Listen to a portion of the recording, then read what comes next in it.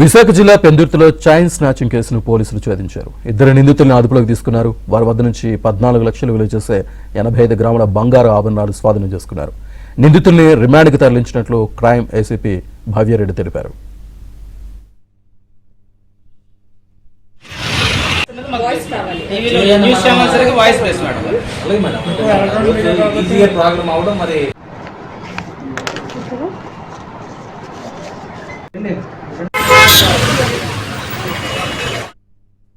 Lady సుమారుగా morning 11 గంటల సమయంలో బ్యాంకుకి వెళ్ళి తిరిగి వచ్చే టైంలో అరౌండ్ BRTS రోడ్ దగ్గరికి వచ్చేసరికి అంటే మధ్యాహ్నం 12:50 ఒక గుర్తు తెలియని వ్యక్తి ఆమె మెడలో ఉన్న చైన్ 2 తులాల ఉన్న చైన్ లాక్కొని పారిపోయాడు.